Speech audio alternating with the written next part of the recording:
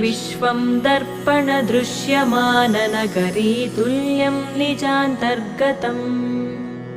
पश्यन्नात्मनि मायया बहिरिवोद्भूतं यथा निद्रया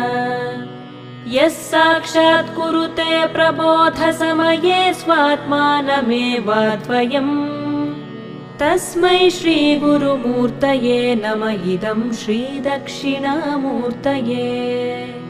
तस्मै श्रीगुरुमूर्तये नम इदं श्रीदक्षिणामूर्तये बीजस्यान्तरिवाङ्कुरो जगदिदं प्राङ्निर्विकल्पं पुनः मायाकल्पितदेशकालकलना वैचित्र्यचित्रीकृतम् मायावीव विजृम्भयत्यपि महायोगी वयस्वेच्छया तस्मै श्रीगुरु